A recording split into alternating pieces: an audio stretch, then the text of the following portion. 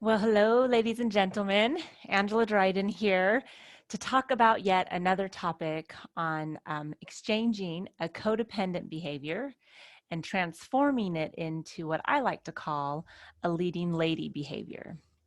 As a life coach, I love to coach women who are struggling with letting go, who are having a hard time with being able to sway with the wind instead of actually paddle upstream and fight with the current. I teach them how to allow the current to go so that they can find more peace within themselves and in their life. So if you enjoy the content that I share here on YouTube, please make sure to subscribe to my channel. Every week I try to have another topic that comes out on another concept on exchanging either a codependent behavior and creating a leading lady behavior. But I also talk about other different kinds of topics, as in maybe on our limbic system, the brain, and how that works, and our nervous system and how they're tied together, on all different kinds of a range of things. So if you enjoy exploring and learning new concepts and maybe applying those things to your life, make sure to subscribe to my channel. All right, so I want to dive in today and talk about, like I said, a codependent behavior, which is becoming reactive.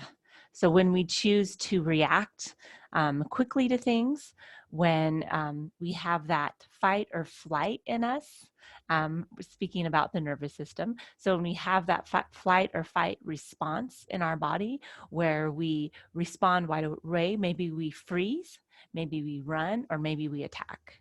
So we might do one of those three things, which is a quick reaction. So we haven't sat down to actually process any information. We're just responding in a very reactive way. And I want to explore that we can exchange that for self-discipline and what that looks like in exchange for reactiveness and how that shows up in our lives. If you want more on this topic that we're going to be diving into, I did write a blog about this as well. And down below in the notes, you'll see that there is a link so you can be able to just review and read over the blog. I'll talk a little bit different things in here than I did in the blog, but then the blog will also have some fun little information too that you could work on applying in your life. All right, so reactive, like I said, it's that fight or flight. It's that we either freeze, we either go right, lash back, we do that, or we run. So either one of those things. And I want to offer that maybe those responses when we go into reactive mode are not the best for us as far as our health at the present time, and then maybe in the future. The times that we want to be reactive is if a bear is chasing us. You want to be reactive. That is very important that you respond in that way. That's a very important time to do that. You want to be reactive when a car comes towards you.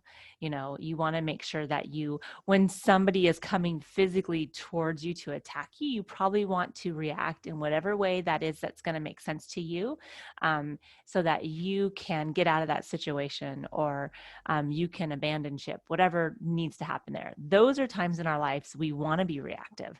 And that's important that we do that we react right away. And that's why we have that as kind of our motherboard in our body, in our mind and body, how that's connected, as far as that fight or flight and freeze mode that we have. So reactive.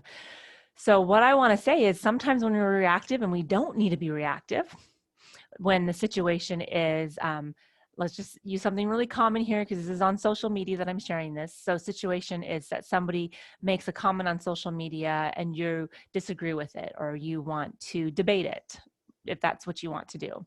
So that is energy of proving, right? You want to start to prove that your point of view is better than theirs, maybe, or you want to prove that how they're looking at it is not correct. And what I want to offer is that when we take that kind of energy and we are trying to do it in a sense of like a forcefulness, a sense of trying to one up somebody, when we do it from a place of, what you're actually doing is kind of from a place of scarcity when you're trying to prove, because when you're trying to prove, you're coming from a place that you don't have enough, so you need to prove to them on the way that you view it, so they start joining your team. So you think having more people on your team or on your side is going to help or stack the odds, right? Improve in your favor, as opposed to what I want to offer when it comes to proving, which I'm actually going to do another video on proving later on. But when we're being reactive and we're proving something, what we're doing is we have that lack of, just scarcity in ourselves, because we haven't proven to ourselves enough to let people just allow them to respond and be them.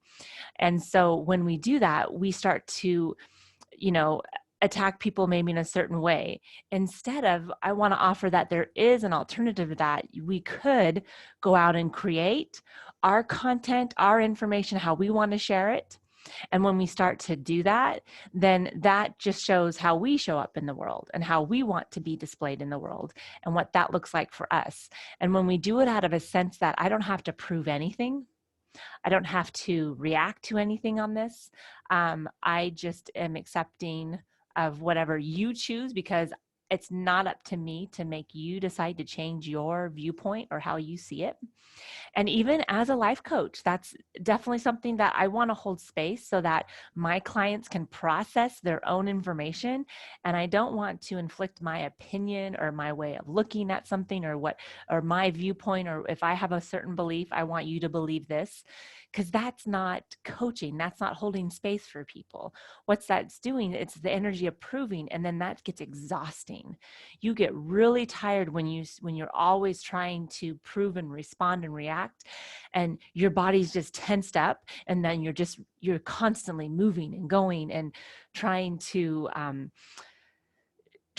hard instead of just doing you're just in the midst of just trying to prove. You could just be you over here, or you could just try to keep on proving. And maybe that might help too, and kind of detaching from that and seeing what that looks like for you. And so proving is an energy that we use when it comes to reactiveness. We also might use willpower. So I talk about willpower in this because sometimes when we're reactive, we're using willpower to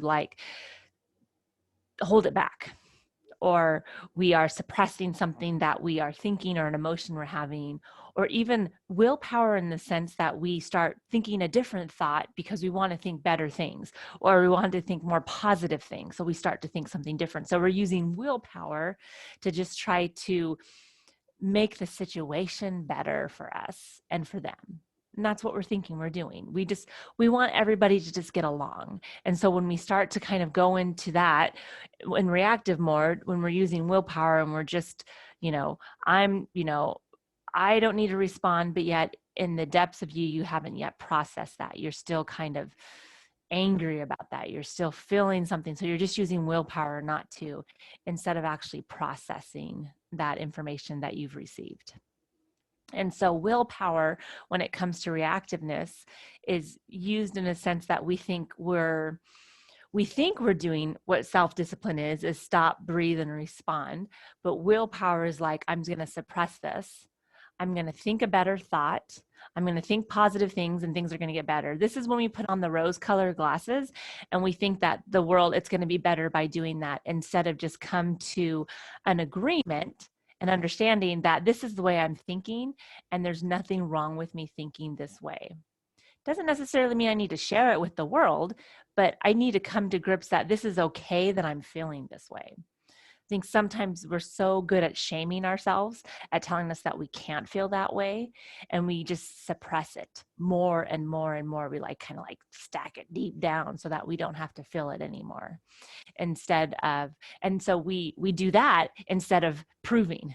So proving, we think we're like, well, I'm just telling everybody how I think and how I feel and how I do. And I'm not going to say that there's anything wrong with that as well. It's the energy behind it. What is your end game on that? Why are we doing that? And is it benefiting you on a molecular level, on a level with your body? Is it improving the way that you show up in the world, how you feel about yourself?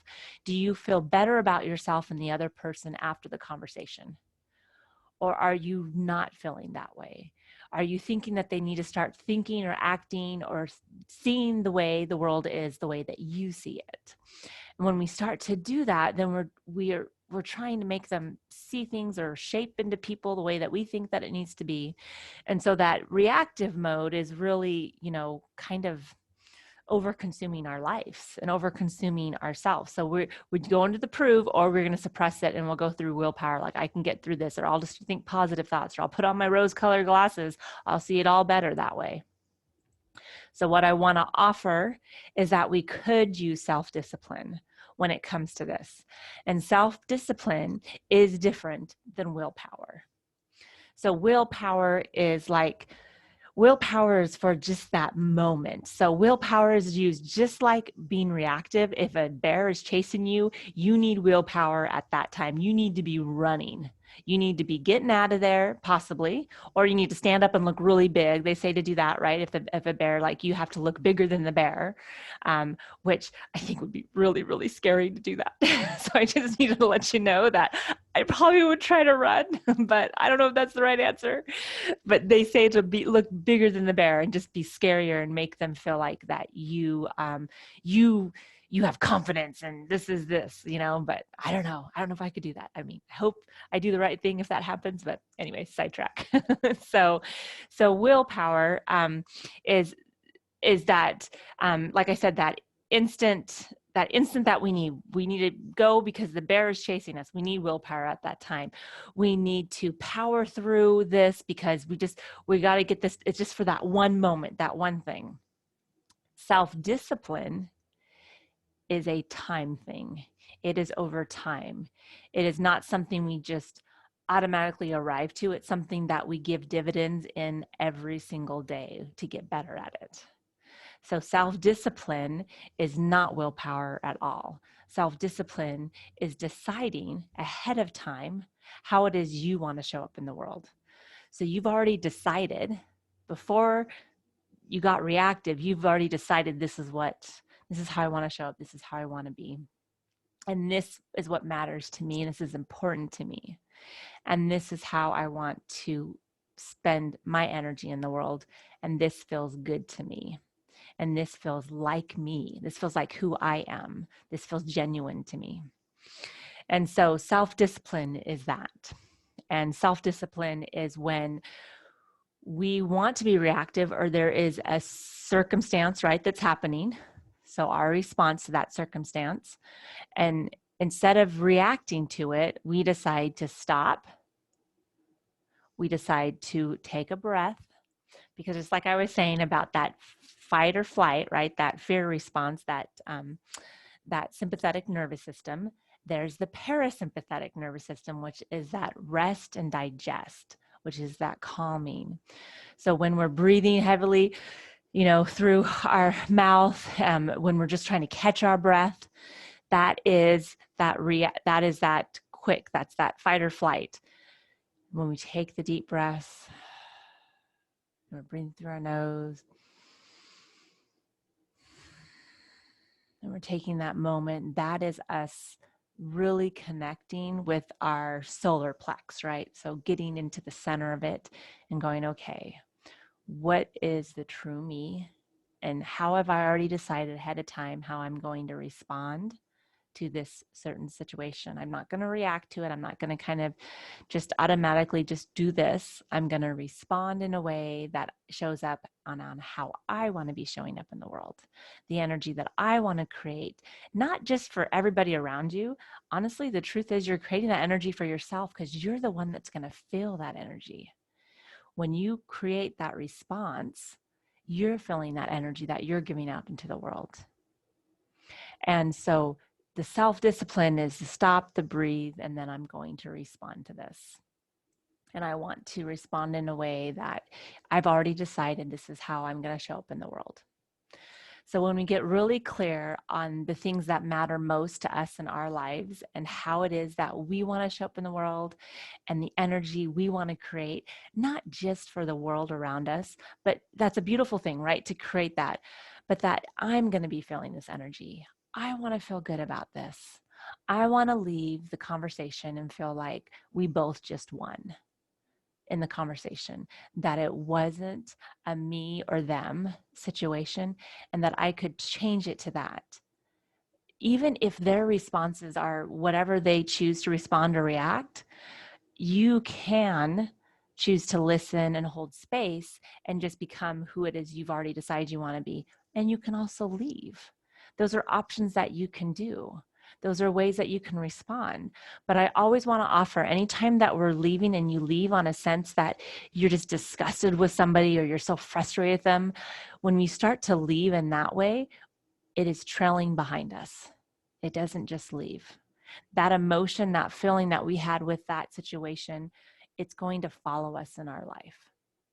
And that's why so much that I work with my clients on detachment, on detaching with love, on really showing up in the way that you want to, so that no matter how it ends, you walk away feeling good or feeling as clean as you can about the situation, so that it's not following and dragging behind you.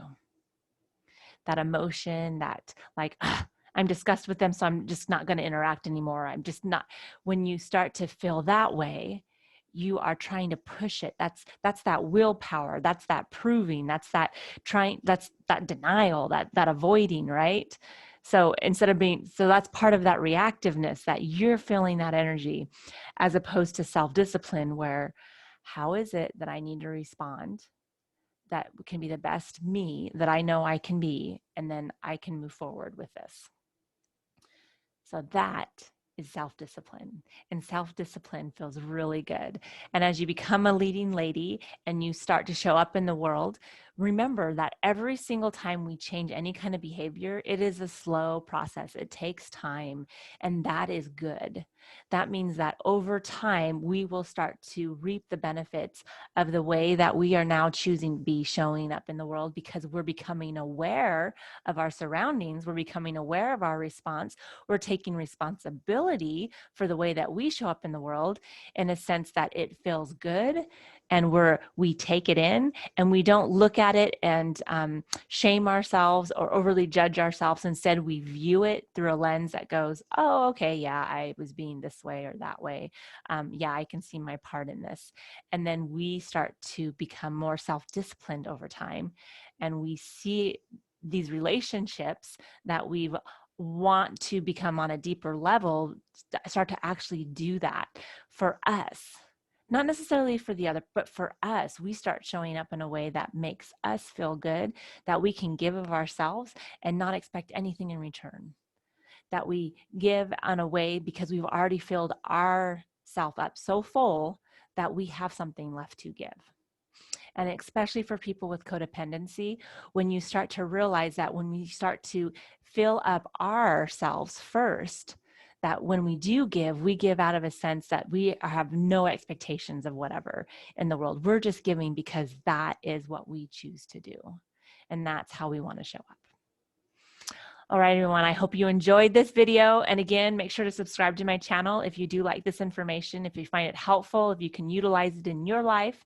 And if you want to go on a deeper level with this, I'd love to be able to be your coach. If you already don't have a coach and you'd like to be able to work with a coach, I'd love to do that with you. And we can get on a discovery call. And again, those will be in the notes down below if you'd like to book a discovery call with me, or reach out to me and just ask me a question. I'd love to be able to see if I can help. Thank you so much for tuning in. Take care of you and enjoy your day. Bye.